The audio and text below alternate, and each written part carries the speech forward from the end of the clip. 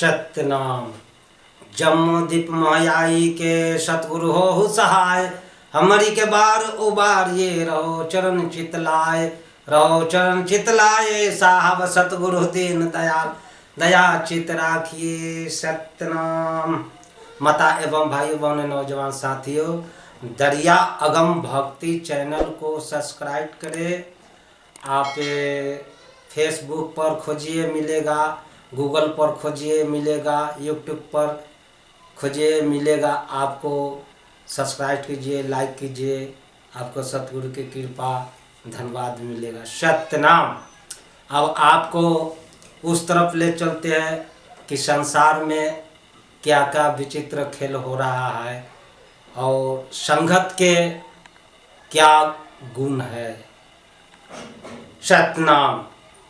हमारे सतगुरु दरिया साहब बताते हैं कि इस संसार में रहन सहन गहन नहीं चिन्ह रहे हैं कि किसको संग रहना है, किससे बात करना है। इस पर सतगुरु बताते हैं, संसार में सब कहते हैं कि संगत से गुण होत है, संगत से गुण जाए, बांस फांस मिश्री एक के भाव बिकाए। लेकिन ऐसा बात नहीं है। कहने का मतलब यह है कि संगत तो वह है जो संगत कहाँ से कहाँ पहुँचा देता है। हम प्रमाण में साबित करते हैं कि संगत से गुण होत है, कुसंगत से गुण जाए, लोहा जोराए नाव में नदी पार हो जाए। देख लीजिए,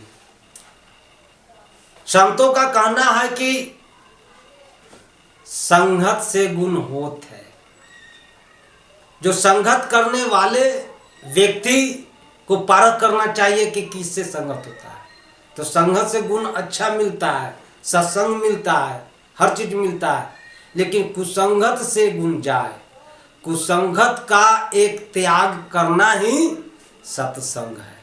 जिस प्रकार से जान लीजिए कि लोहा जो है उसको लोहा के पानी में छोड़ दीजिए वह डूब जाएगा, लेकिन नाव में जोर देने से वो नदी पार हो जाता है।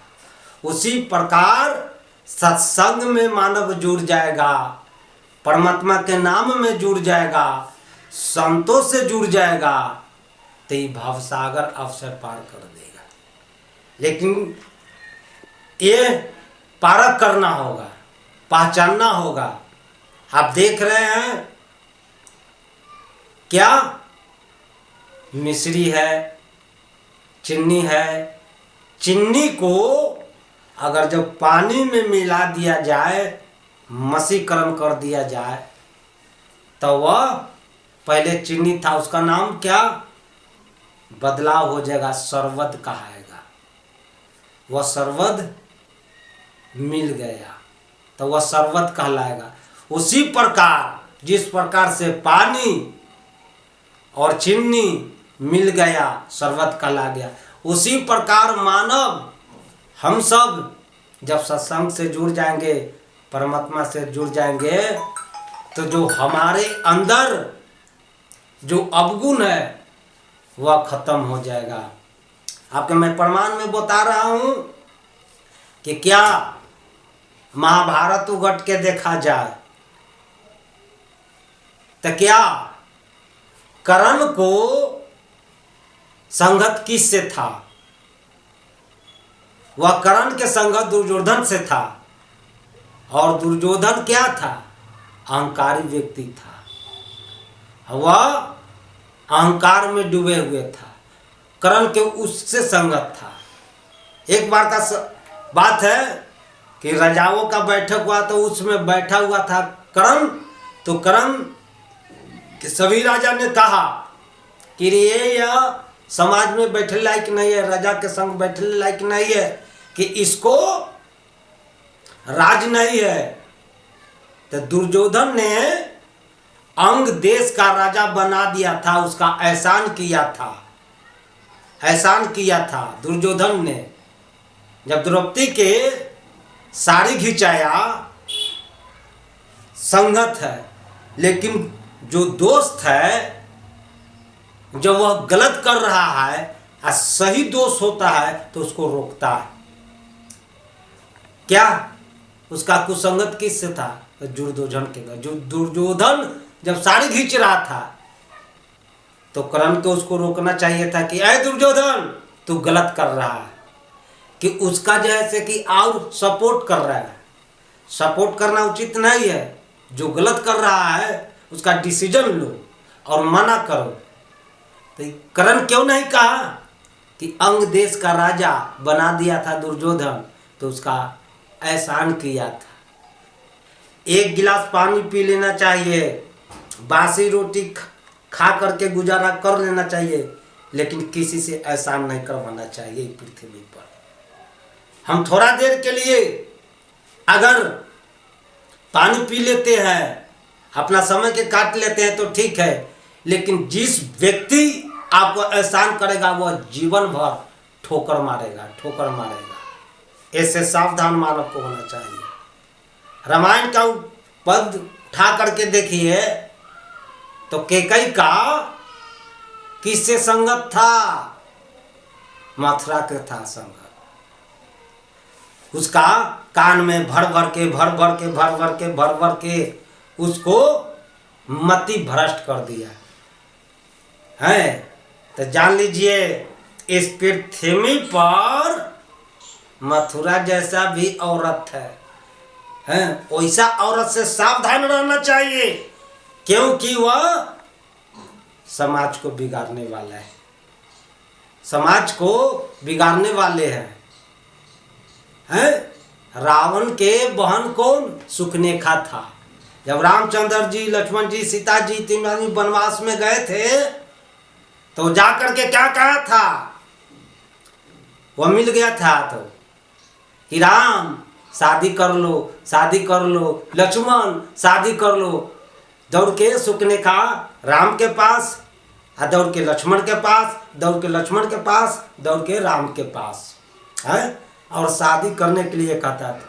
तो राम प्रभु क्या कहे थे कि मैं स्त्री व्रत, लेकिन वह क्या था? उसका ईश्वर ने कान दिया था, बाकी सही बात सुनने नहीं चाहता था। अंतिम में क्या हुआ? लक्ष्मण जी उसको नाक और काट लिए, नाक और कान काट लिए, इसलिए कि ये बिना दिखाए हुए सारा संसार में देखेगा और समझेगा। तो इसका मतलब क्या हुआ? सुखनेखा के नाक और कान कटा। इससे सीख हम लोग के क्या मिलता है? इस संसार में भी, पृथ्वी पर बहुत हमारे लड़कियां हैं, हमारे भारतवर्ष में सुखनेखा जैसा, जो बिना माता पिता आज्ञा के अपने शादी निर्णय करता है, तो उसका भी काम करता है, तो वैसा अभी भी पृथ्वी पर सुखनेखा जैसा लड़कियां भी है कि बिना माता और पिता और समाज के आज्ञा नहीं मानता है। अब बेखिलाफ करके जा करके क्या करते हैं? लव मैरिज में फंस जाते हैं। एक लड़की ने बॉम्बे गया पढ़ने के लिए, माता पिता से कहा कि हम बॉम्बे पढ़ने जाते हैं, IPS के तैयारी करेंगे, UPS के तैयारी करेंगे, है। जब वह पढ़ने के लिए गया तो वहाँ क्या हुआ? वो दूसरे पढ़ाई पढ़ने लगा।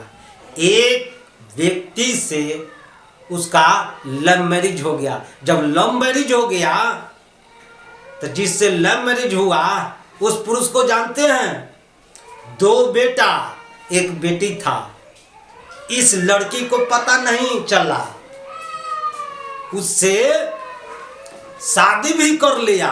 शादी करने के बाद इस लड़की के साथ बहुत शोषण किया, बहुत किया, और करने के बाद वह कुछ दिन के बाद वह छोड़ दिया। इसलिए जब छोड़ दिया तो इस लड़की ने पता किया, तो इसको पता चला क्या ये वो तो शादीशुदा है। अब जैसे कि कलेजा में मुक्का मारा, क्या दिल लगी ने दिल लगी, प्यार में बदल गई, थोड़ा सा धुआं उठा, आग लगी जल गई। ऐ संसार में जब वह मारा मारा लड़के फिरा, जब बाप मतारी के पता चला, तब बाप मतारी ने उसको क्या कहा, उसका भाई ने क्या कहा। ये अलग की बात नहीं है, ये हाजीपुर के या जौहरी बाजार की बात है। जब उसको बाप मतारी भाई के पता चला तो कहा कि सुनो, तू बॉम्बे गया था जैसे कि आईपीएस के तैयारी करे या यूपीएस के तैयारी करे गया था, यह तैयारी करे गया था। हम भारतवर्ष में कहना चाहते हैं ये क्या हुआ, संगत से ना, लड़की लड़की के संगत कुछ संगत में पड़ रहा है, लड़का लड़का के कुछ संगत में पड़ रहा है, सारा बिगड़ रहा है। ये बिगड़ने का कारण क्या है, यही है कि उसको कम से कम रामायण का शब्द सुनाइए, है श्रीमद् भागवत का शब्द सुनाइए, कबीर साहब का शब्द सुनाइए, दरिया साहब का शब्द, जो भी है धार्मिक बात से जुड़ा हुआ, जो व्यक्ति आध्यात्मिक से जुड़ा हुआ है उसको उत्तम रहता है। और हर माता और पिता के बेटा बेटी के ऊपर ध्यान रखना बहुत जरूरी है, इसलिए इस चीज से सावधान